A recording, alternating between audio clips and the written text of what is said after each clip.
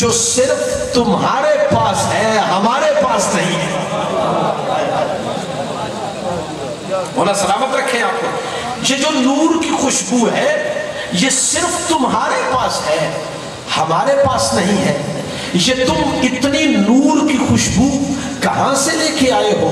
یہ نور بھری خوشبو کہاں سے سمیٹ کے لائے ہو؟ یہ جو مجلس والے فرشتے ہوتے ہیں نا، یہ جنت والے فرشتوں کو جو جواب دیتے ہیں نا، وہ جواب میں تمہیں سنا کے تم سے دعا لینے لگا ہوں. یہ فرشتے مجلس والے فرشتے دیکھ کے کہتے ہیں ہاں بات تمہاری ٹھیک ہے، بنے تم بھی نور سے ہو، بنے ہم بھی نور سے ہیں، خلقت تمہاری بھی نور سے ہے، خلقت ہماری بھی نور سے ہے. لیکن کیا بتائیں، یہ نور کی خوشبو ہم میں جنت، توجہ جنت، جملہ نظر کیجئے گا، یہ نور کی خوشبو ہمیں جنت سے نہیں ملی. آج زمین پر فلاں جگہ پر امام حسین کی مجلس تھی، ہم حسین کی مجلس میں گئے تھے، یہ نور کی خوشبو ہم وہیں سے لے کے آئے. ماشاءاللہ. نعرہ تکبیر، نعرہ رسالت، نعرہ حیدری. ماشاءاللہ. مولا سلامت رکھے آپ کو. یہ نور کی خوشبو ہم مجلس حسین سے لے کے آئے. تو یہ جگہ جس جگہ پہ آپ بیٹھے یہ جگہ بڑی عظیم جگہ ہے. اذان سن لیں، ایک صلوات پڑھیے میرے کے ساتھ.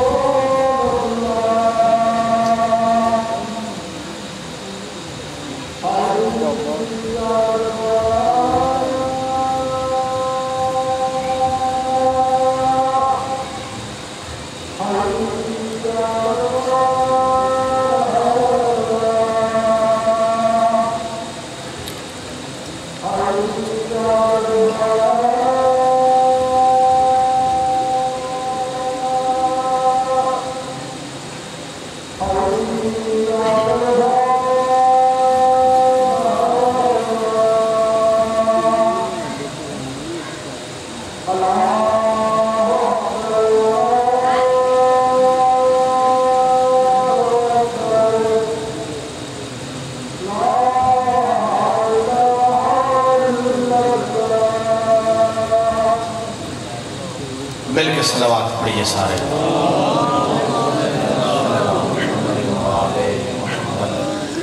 توجہ ہے آپ کی میری طرف. تو یہ جگہ بسم اللہ جی، بسم اللہ آئیے، بسم اللہ.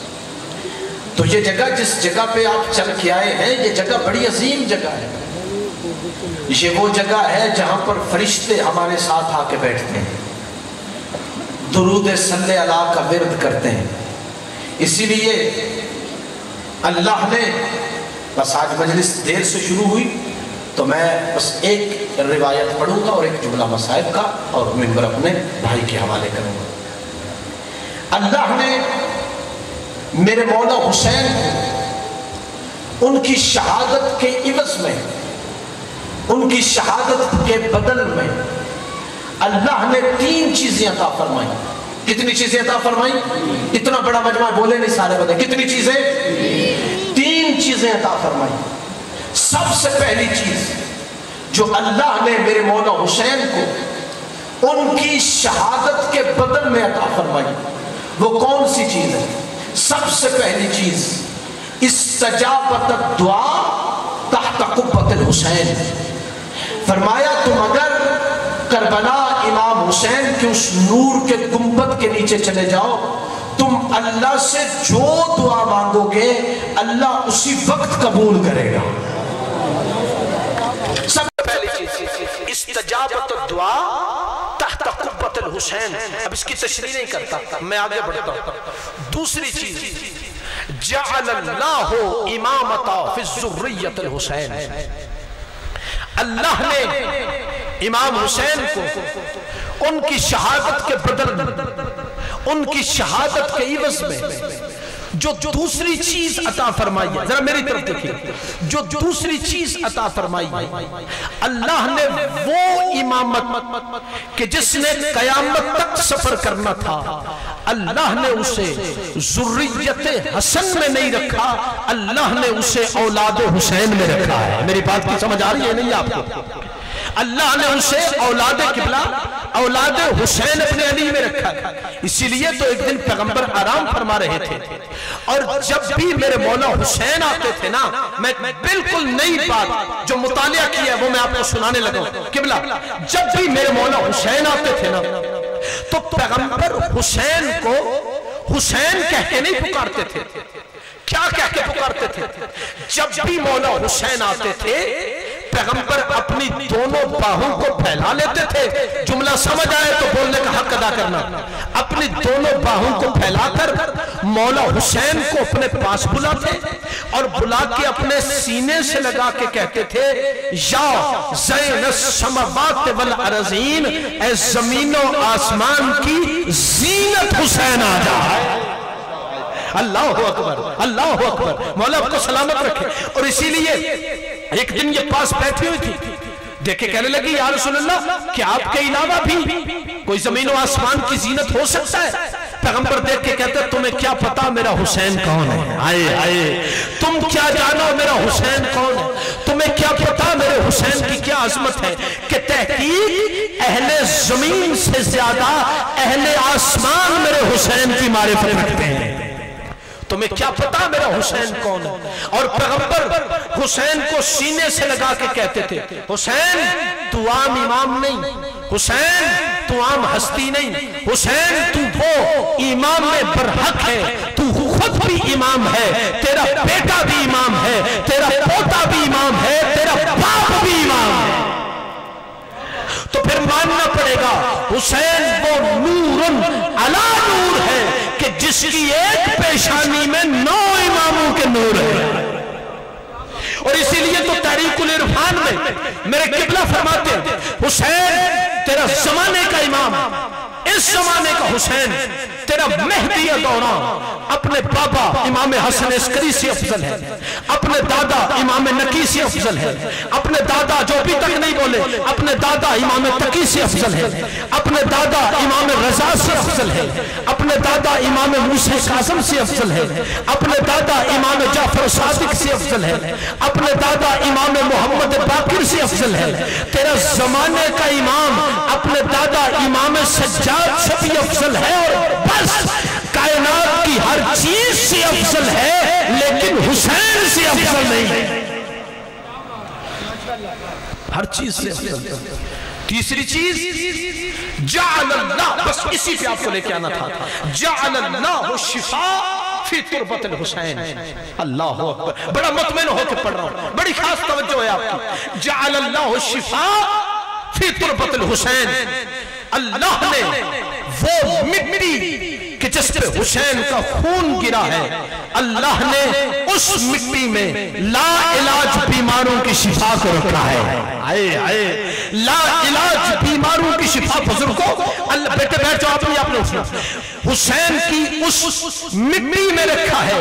اگر سارا مجمع مجھے دیکھے تو میں ایک بات کرنا چاہتا ہوں، تیرے چھٹے امام کا زمانہ تھا، بندہ چل کے نہیں دوڑ کے مولا کے پاس گیا، جا کے کہنے لگا مولا کیا کروں، ایک بیماری سے نکلتا ہوں دوسری بیماری میں چلا جاتا ہوں، پہلے بخار تھا، بخار سے نکلا فلج میں مبتلا ہو گیا، فلج سے نکلا کینسر میں مبتلا ہو گیا، مولا ایک بیماری سے، میں بہت بڑا عمل تمہیں بتانے لگا، مولا ایک بیماری سے، قبلہ توجہ چاہتا ہوں آپ کی، ایک بیماری سے نکلتا ہوں دوسری بیماری میں چلا جاتا ہوں، دوسری سے نکلتا ہوں تیسری میں چلا جاتا ہوں، مولا کوئی ایسا عمل جاری بچوں کو بٹھا دو، تمہاری بڑی مہربانی، یہ مجھے ڈسٹرب کر رہے ہیں، مولا کوئی عمل ارشاد فرمائیے، کوئی بات ارشاد فرمائیے کہ جس کے کرنے سے میرے وجود کی تمام ترین بیماریوں سے خاتمہ ہو جائے اور مجھے صحت کاملہ مل جائے۔ اب جس کو امام کا دیا ہوا جواب اچھا لگے اس کی زبان بھی حرکت کرے اور اس کا ہاتھ بھی بلند ہونا چاہیے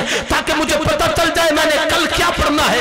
جتنے بندے بیٹھے ہو اس نے کہا مولا کوئی چیز بتائیے, کوئی ڈاکٹر بتائیے, کوئی حکیم بتائیے کہ میں جس کے پاس چلا جاؤں اور میرے وجود کی جتنی بیماریاں ہیں ان سب کا خاتمہ ہو جائے. میرے مولا نے یہ نہیں کہا جا فلاں ڈاکٹر کے پاس چلا جا, جا فلاں حکیم کے پاس چلا جا, بلکہ صادق آل محمد نے مسکرا کے اس کی طرف دیکھا اور دیکھ کے کہا ڈاکٹروں کے پاس نہ جا, حکیموں کے پاس نہ جا, مجھے بس اتنا پتا کیا تیرے گھر میں میرے دادا حسین کی قبر کی مٹی نہیں ہے؟ کیا تیرے گھر میں میرے دادا حسین کی قبر کی مٹی نہیں؟ اس مٹی کے اندر اللہ نے لا علاج مرضوں کی شفا کو رکھا, جسے دنیا لا علاج سمجھتی, اللہ نے اس مٹی کے اندر لا علاج بیماریوں کی شفا کو رکھا. یہی تو وجہ ہے. ایک بادشاہ کا دربار تھا, بادشاہ کے دربار میں ایک نجومی پہنچ گئے. نجومی اس نے جا کے کہا بادشاہ مجھ سے جو پوچھو میں تمہارے سوال کا جواب دوں گا, یہاں تک کہ بتا سکتا ہوں تمہاری جیبوں میں کتنے پیسے, یہاں تک کہ بتا سکتا ہوں تمہارے شکموں میں کون کون سا کھانا ہے, یہاں تک کہ بتا سکتا ہوں تم نے کیا کھایا ہے, یہاں تک کہ بتا سکتا ہوں کس کا باپ کون ہے, یہاں تک کہ بتا سکتا ہوں کون کس کا بھائی ہے. جب لوگوں نے دیکھا کوئی توریت سے سوال پوچھتا ہے, کوئی زبور سے پوچھتا ہے, کوئی انجیل سے پوچھتا ہے, کوئی قرآن سے پوچھتا ہے, کوئی علم سیاست پہ پوچھتا ہے, کوئی فلسفے پہ, کوئی سائنس سے پوچھتا ہے, جو سوال پوچھو فوراً سوال ختم ہونے سے پہلے جواب حاضر کر دیتا ہے. اب بندے مولا حسین کا در چھوڑ کے اس کی طرف جانے لگے, سارے اس سے سوال پوچھنے لگے. اسی محفل میں ایک مولا حسین کا ماننے والا بیٹھا ہوا تھا. اس نے کہا میں آج تجھ سے کچھ نہیں پوچھتا, میں جب کل آؤں گا نا تو کل میں آ کے تجھ سے سوال پوچھوں گا. اس نے کہا ٹھیک ہے, جاؤ علماء کے پاس بیٹھو, جاؤ جا کے لوگوں سے سوال کرو, جاؤ جا کے کتابیں پڑھو. بھائی جا کے جملہ سنو تو پھر لطف آئے گا. جاؤ جس سے مرضی پوچھو, کل جو سوال پوچھو گے میں تمہارا سوال ختم ہونے سے پہلے تمہیں جواب دیا کروں گا. میرے عزیز و دوستو, یہ بندہ گھر گیا, اس نے گھر جا کے کوئی کتابیں نہیں پڑھی, اس نے ذرا ایک منٹ کے لیے اپنے گھر کے کام کاج کے خیالات کو چھوڑ کر ذرا عیسائی ماحول میں آ کے جملہ سنو تو پھر لطف آئے گا. اس نے جا کر قبلہ کوئی کتابیں نہیں پڑھی, کسی عالم کے پاس نہیں بیٹھا, کسی سے کوئی مباحثہ نہیں کیا, کسی سے کوئی سوال نہیں کیا, بس اپنے گھر جا کر اگلے دن سوال کرنے کے لیے ایک مٹھی خاک شفا اٹھائی. خاک شفا کی مٹھی اٹھا کے یہ بادشاہ کے بڑے دربار میں پہنچایا. بادشاہ کے دربار میں آ کے کہتے بادشاہ میں نہیں پوچھتا مجھے بتائے توریت میں کیا لکھا ہے, نہیں پوچھتا زبور میں کیا لکھا ہے, نہیں پوچھتا قرآن کی کون سی آیت کیا بیان کرتی ہے, بادشاہ نہیں پوچھتا فلاں نبی کے زمانے میں کیا ہوا تھا, بادشاہ نہیں پوچھتا میں نے کل کیا کھایا تھا, بادشاہ صرف اتنا پوچھتا ہوں اسے صرف اتنا کہ مجھے یہ بتائے اس وقت میرے ہاتھ میں کیا ہے, مجھے صرف اتنا بتائے اس وقت میرے ہاتھ میں کیا ہے. ایک دفعہ نجومی اپنی کرسی سے اٹھا, اٹھ کے اس کے سامنے آیا, کبھی اس کے ہاتھ کو دیکھتا ہے, کبھی بادشاہ کو دیکھتا ہے, کبھی مجمع کو حیران ہو کے دیکھتا ہے, جیسے چند بندوں کو میں حیران ہو کے دیکھ رہا ہوں. جب حیران ہو کے دیکھتا رہا نا, بادشاہ دیکھ کے کہتے جلدی کر اس کے سوال کا جواب دے, میں تو تیری گردن اڑا دوں گا. دیکھ کے بادشاہ کبھی بادشاہ کو دیکھتا ہے, کبھی لوگوں کو دیکھتا ہے, کبھی سوال پوچھنے والے کی طرف دیکھتا ہے. بادشاہ دیکھ کے کہتے جلدی کر سوال کا جواب دے, میں تو تیری گردن اڑا دوں گا. بادشاہ کے پیروں پہ ہاتھ رکھ کے کہتے بادشاہ اگر جان کی امان پاؤں نا تو مجھے بس اتنا اس سے پوچھنے دے, پچھلے 10 منٹ سے میں یہی تو سوچ رہا ہوں چیز جنت کی ہے, اس کے پاس کہاں سے آئی ہے, یہی تو سوچ رہا ہوں چیز جنت کی ہے, اس کے پاس کہاں سے, بس میں 5 منٹ میں ممبر اپنے بھائی کے حوالے کرنے لگا, یہی تو سوچ رہا ہوں چیز جنت کی ہے, اس کے پاس کہاں سے, یہی تو وجہ ہے. ہمیں کہتے ہیں یہ شیعہ خاک کو سجدہ کرتے ہیں, نہیں, ہم شیعہ خاک کو سجدہ نہیں کرتے, ہم شیعہ خاک پر سجدہ کرتے ہیں اور اللہ کو سجدہ کرتے ہیں. یہ جی میں بسم اللہ کروں، یہ صرف میرے مذہب کا افتخار ہے کہ ہمارے مذہب شیعہ خیر البریہ میں ہر کھانے اور پہننے والی چیز پہ سجدہ کرنا حرام ہے. اس لیے مٹی اور پوری کائنات سے جو افضل ترین مٹی ہے وہ کربلا کی مٹی ہے. ٹھیک ہے، اگر تم مسجد الحرام میں جاؤ نا، تم 2 رکعت نماز پڑھو، تمہیں 1000 رکعت کا ثواب ملے گا. مسجد نبوی میں جاؤ نا، 2 رکعت نماز پڑھو، تمہیں 1000 رکعت کا ثواب ملے گا. کربلا جاؤ نا، حسین ابن علی کے پاس، کربلا میں جا کے 2 رکعت نماز پڑھو، تمہیں 1000 رکعت کا ثواب ملے گا. جس کا عقیدہ اجازت دے وہ بولے کتنا خوش نصیب ہے یہ مومن جو اپنے گھر میں مصلی بچھا کے خاک اللہ اکبر خاک میں تمہیں وعدہ کرتا ہوں سجدے گاہ کو رکھ کر اس پر سجدہ کرتا ہے. یہ 2 رکعت نماز پڑھتا ہے. اللہ کہتا ہے میرے فرشتوں اس نے اسی مٹی پہ سجدہ کیا ہے، اس کے نامہ اعمال میں 2 رکعت کا ثواب نہیں 1000 رکعت کا ثواب لکھو. ہم خاک کو سجدہ نہیں، خاک پر سجدہ کرتے ہیں کیونکہ یہ افضل ترین مٹی ہے جس میں حسین کا خون شامل ہے. تم بھی تو سجدہ کرتے ہو. میں نے اکثر دیکھا ہے ریل گاڑی میں سفر کرتے ہیں، ادھر سے اذان ہوتی، اب یہ اذان بھی مکمل نہیں ہوتی، جلدی کے ساتھ اپنی گندی سی دھوتی بچھاتے ہو اور اس کے اوپر سجدہ کرنا شروع کر دیتے ہو، اس کے اوپر نماز پڑھنا شروع کر دیتے ہو. اور جاہل ملا تو گندی دھوتی پہ سجدہ کرے تو اللہ کو ہو جاتا ہے میں اس مٹی پہ سجدہ کروں جس میں حسین کا خون شامل ہے. بس اس خاک شفا کو چوم چوم کے رکھا کرو، اس خاک شفا کی بڑی عزت کیا کرو. اس کی وجہ یہ ہے کہ اس خاک شفا میں صرف علی کے بیٹوں کا نہیں، علی کی بیٹیوں کا خون بھی شامل ہے. دور نزدیک سے جتنے عزادار چل کے آئے ہو، میں بسم اللہ کروں. جیسے محرم کا چاند نکلتا تھا نا، مدینے کے لوگ کہتے ہیں ہمیں کسی سے پوچھنا نہیں پڑتا تھا محرم کا چاند نکلا ہے کہ نہیں نکلا. امام صادق کے گھر کا گریہ بتا دیتا تھا محرم کا چاند نکل آیا ہے.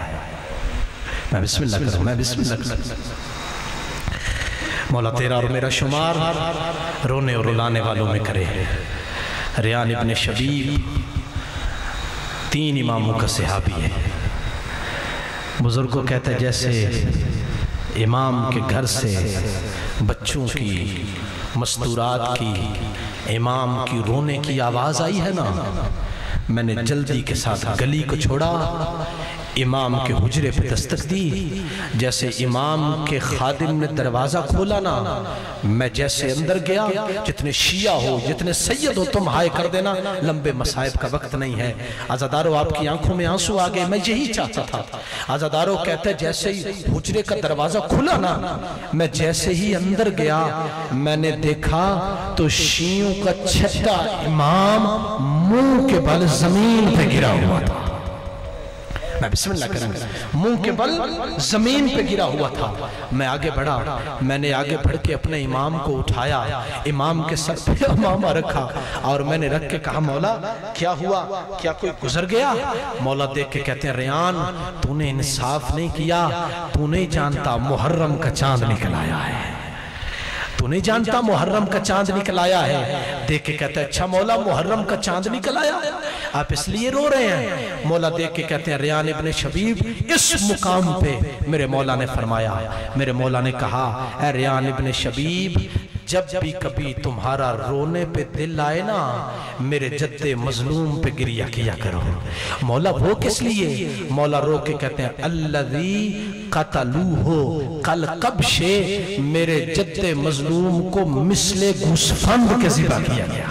جزاک اللہ جزاک اللہ. عزاداران مظلوم کائنات، یہ جو شرع محرم ہے نا، یہ تیرے ہر امام کی سنت، ہر امام نے بزرگوں یہ شرع کیا ہے. لیکن جس انداز میں تیرے 8ویں امام نے کیا ہے نا، میں نے روایت میں پڑھا ہے جیسے یکم محرم تھی اور دیبل آئے مولا کے پاس، ذاکر کی یہاں پہ آ کے روزہ خانی کرنے والے کی بڑی عزت ہے، جیسے پتہ چلا نا دیبل آیا ہے، تیرے 8ویں امام نے مصلی چھوڑ دیا، مصلی چھوڑ کے اپنے ساتھ بٹھایا، ساتھ بٹھا کے کہا دیبل کیا تو آج میری جد کا مرثیہ سنائے گا؟